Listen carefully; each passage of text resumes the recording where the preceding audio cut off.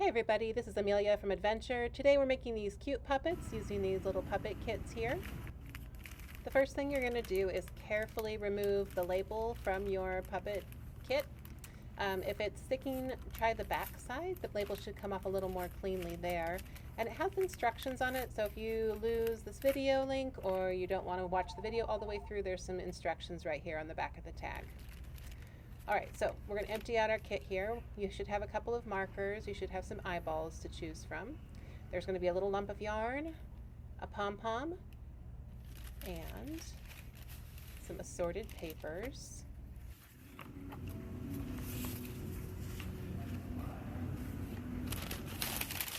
And the last thing in your kit is going to be this glue stick, and that's important because you're going to use it to stick all the pieces of your puppet together.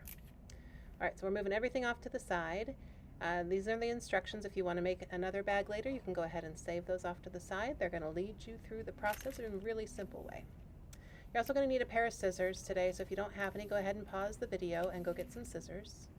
I'm cutting off a strip from the bottom of my bag, and the reason I'm doing that is to make the puppet a little shorter, which makes it fit better on my arm, and also I'll have that strip of paper later to make ears or hands or other things for my puppet if I want to. This scrap of paper is going to be the shirt I've decided, so I'm going to cut a scoop out of the top edge. That's going to be the neck of the t-shirt that the puppet's going to wear. And you can save this scrap to use at some point later. Makes a good hair bow or some other kind of accessory.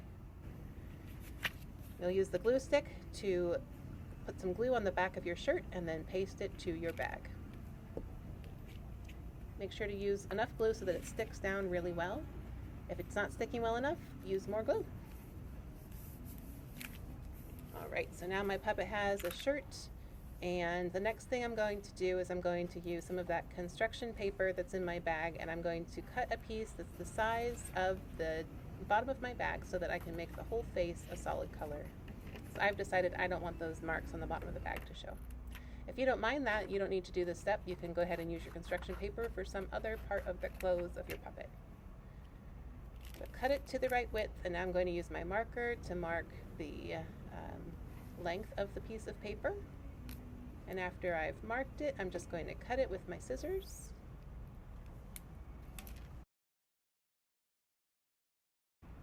Once you have that cut out, you'll use your glue again to glue all over the bottom of the bag and paste down your construction paper.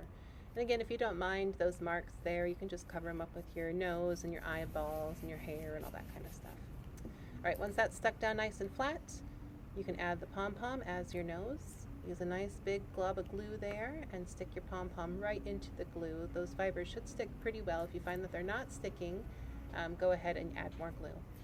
You have a few different sets of eyes to choose from.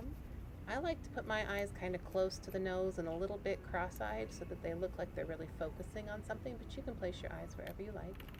I'm going to use one of my marking pens to draw a tongue on the inside of the mouth so that when my puppet is talking, it looks like there's something going on inside there as well.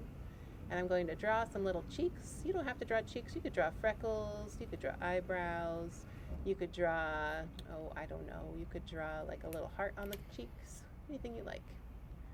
There's a lot of different things you can do with this yarn to make hair for your puppet. You can leave it in one big lump, you can put it down one side. You can cut short little pieces to make a fringe.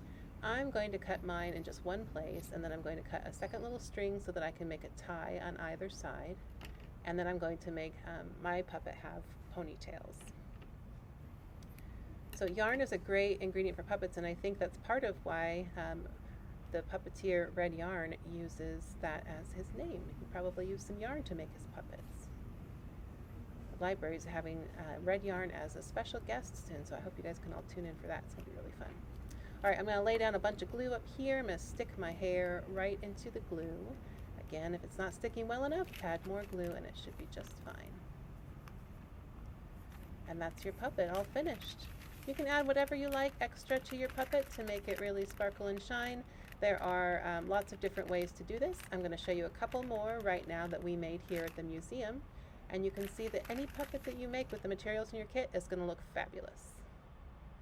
So this is the one we made in the video today. This is one I made the other day. You can see that this one has the hands down at the bottom that I was talking about. Hey, thanks so much for joining us today, and we hope you come see us again soon.